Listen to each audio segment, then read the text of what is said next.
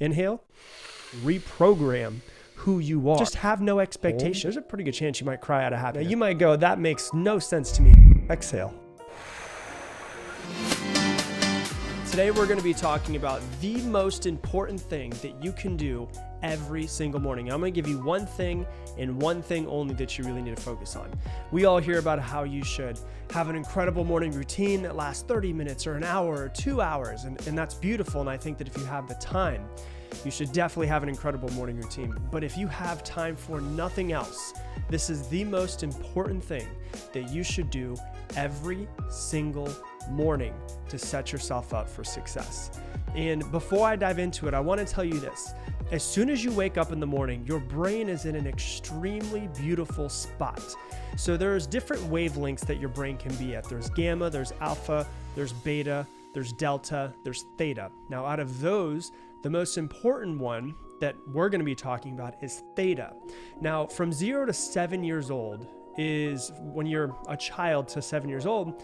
The majority of the time, your brain is in something called theta state, which is basically like hypnosis. When you get hypnotized, your brain goes into theta state. That's why children can learn so quickly, is because their brain is at a very important state of their life. They're just seeing things happen and they're learning, and they're seeing things happening and they're learning, and it's going straight in their head, it's going straight in their head, it's going straight in their head with basically no filter. And so that's why they can learn so quickly. Theta state, when you wake up in the morning, you're in theta state. Now, as you continue to go about your day, you start to go up in levels and you come out of theta state. But theta state is the most important time to reprogram who you are, reprogram your beliefs, your brain, your thoughts, your patterns, your habits, your traits that you have.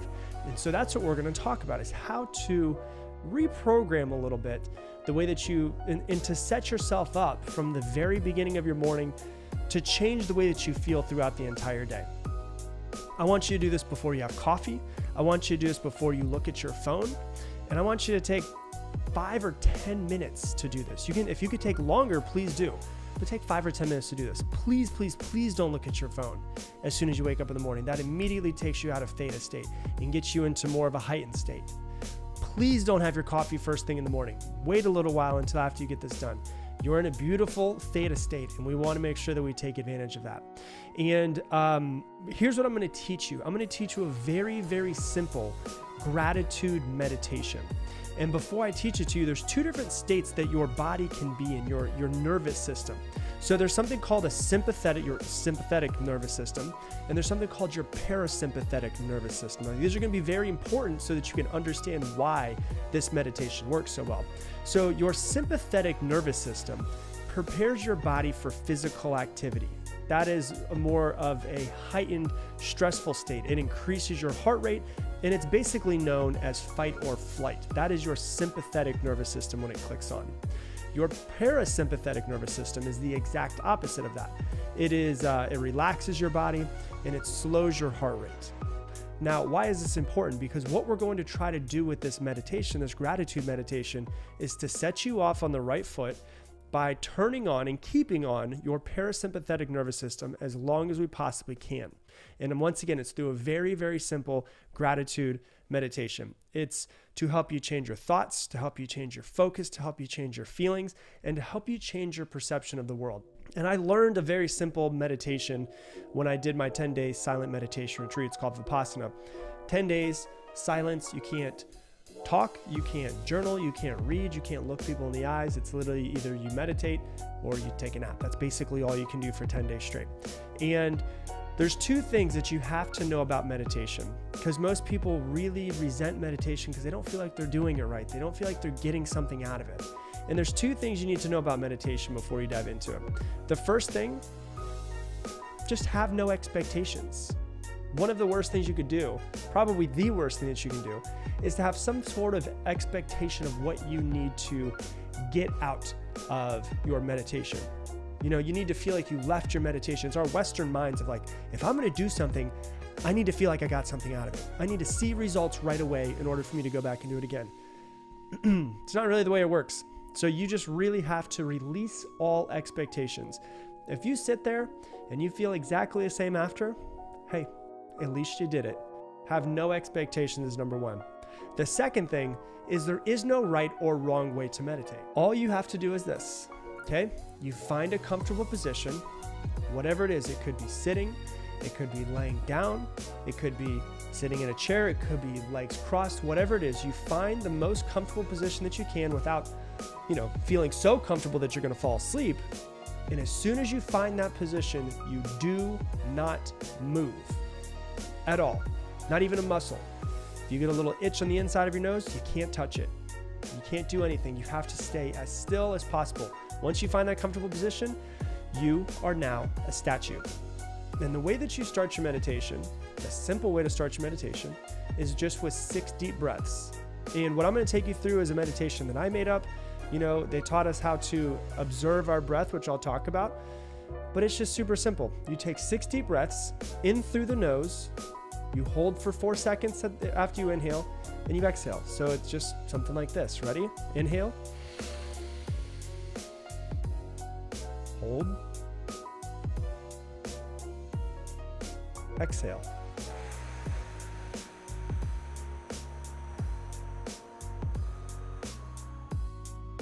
And you do that 4 times. Hey, if you're enjoying this video, do me a favor and hit that like button down below. It helps with the YouTube algorithm so that more people can see this message because it helps us get it out organically. So hit that like button and I appreciate you. The goal of it, just so you know, is to have your exhale be longer than your inhale. So you do that 6 times. And this right here, there was a Japanese study that found out that 6 deep breaths, 6 deep conscious breaths can completely change somebody's state from a heightened sympathetic state in your nervous system to turning on your parasympathetic, to calming your body down. 6 deep breaths, not 3, not 5, not 4, 6 deep breaths, conscious breaths will completely change your state. And then what you do after that is you just sit silently for 30 seconds, a minute, whichever one it is that you want, and you just observe your body. Observe the feeling of your body. All too often, we're focused on everything that's happening outside in the external world, and we forget about what's happening internally. So it's just a second to sit there, 30 seconds, a minute, to sit there and just observe what's happening in your body, just to feel it, to feel the movement, to feel the breath, to feel the heartbeat, to feel the movement of the digestion that you have. All of these things that we don't really pay attention to, but these amazing things that are happening inside of our body all of the time without us even having to think about it at all. And you observe the feeling. For me, what I like to do is I like to observe the buzzing inside of my body. You observe the energy that's inside of your body and you just feel what it's like. And the reason why I do this is because, just so you know, you are 99.9999% energy, nothing, empty space. You are 0.00001% physical matter. Now you might go, that makes no sense to me, because when I look in the mirror, I clearly see my body. And yes, you do, but you have to realize what you're actually seeing is, if you take in, you look at your zoom in and zoom in and zoom in and zoom in and zoom in through a microscope, you're made up of atoms. And atoms are 99.9999% nothing. One of the things that's really crazy is my girlfriend and I went and we got this scan of our bodies, where it scans your whole body, tells you your body fat, tells you everything. And it tells us how much our bones weigh. And I'm almost 200 pounds as a guy. My physical body's almost 200 pounds. My bones themselves only weigh 7 pounds. And I was like, what the hell? That's crazy. 200 pounds to 7 pounds. So that's 3.5% of me right there. But if you were to zoom in, if I were to be put into ashes, you were to zoom in, it would be nothing, 0.01% physical matter. Pretty crazy, isn't it? When you really stop and you think about it, you realize that you are mostly nothing. So what I do is I focus and just observe my body, observe the energy. The prana is what the yogis always call it, the prana that's inside. And then what I do is this. I think about gratitude, and I try to fill myself up with the feelings of gratitude. What does it feel like to be grateful in this moment for just life? I don't allow myself to be, I don't think about being grateful for anything, not for anyone, not for any money, not for any struggles, not for any growth, not for any, I don't try to find something to be grateful for. I simply try to be grateful for this existence, for the opportunity to live this life, because it's beautiful, it's amazing. And so I try to focus on just the beautiful little aspect of being here and simply existing. So it's not something outside of me that I'm looking for to be grateful. I am simply feeling grateful just for being here. And I try to fill myself up with gratitude. And if you focus on this feeling, just trying to feel the body and then fill it up with gratitude, there's a pretty good chance you might cry out of happiness. I've done it quite a few times where I just cry for no reason. I'm like, this is beautiful. This life is amazing. Everything is amazing. Just being here, simply existing, waking up today is just a gift. And you fill yourself up with this, everything that you possibly can. And then what do? Then after you go through that, you start focusing on the things that are outside of you. You start focusing on things that are outside of you, your body, everything that you have, the people around you, the struggles, the gifts, the lessons. Then you can start focusing on the outside, because really the world starts from the inside and then goes to the outside. So the problem is we mostly focus on the outside and try to change the inside. Let's try to change the inside first and then go to the outside. So you focus on what you're grateful for after. So you just sit there and you're grateful and grateful and grateful just for simply existing. And then you can think about the things that you're grateful for, right? Then you think about things outside of you. This could literally be done in 2 minutes if you really wanted to. If you have, a stressful day at work and you're like, oh my gosh, I got to meditate. You can literally sit there, take those 6 deep conscious breaths and then just go, I'm going to fill myself up with gratitude. And you just try to fill yourself up.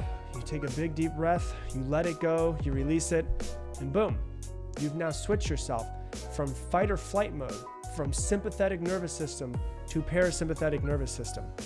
It stops the release of cortisol. It gets the cortisol out of your body. And cortisol is one of the main reasons why there's so many heart issues and heart attacks right now, is because cortisol is what is, considered the stress hormone. There's so much stress nowadays, and the cortisol stays inside of somebody's body and it literally eats them up from the inside. It is linked to premature death and to heart attacks. So when you sit there and you go, man, I'm really stressed out today, or I've got a lot on my mind, I can't think clearly, whatever it is, if you just take a minute and then just consciously take 6 deep breaths and then fill yourself up with gratitude just simply for existing, and then breathe it all out, you'll realize that you're in a completely different state than you were. And what you do is you do this every single morning, and then you can go about your day. Then you can have your coffee. Then you can look at your phone. But most importantly, what it does is it shifts your focus straight in the morning, because most of the time people wake up, they immediately go to their phone, and their phone and go, and they're off to the races. Think about all the stuff they have to do, the problems that they have, the fires that they have to put out. They think about all of those things. That's not what's important in life. What's important in life is this: the body, us, our existence. Take care of yourself. Fill up your own cup first before you go fill someone else's cup. If you want to add some other stuff to your morning routine, add it. Beautiful. Do as much you can to try to improve yourself.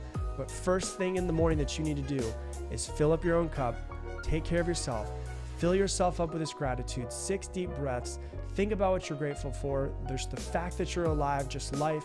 Then you can think about all of the other things that are outside of you that are beautiful. And if you do this for 30 days in a row, I challenge you to do this for 30 days in a row, you'll realize that this simple gratitude meditation is rewiring your brain to be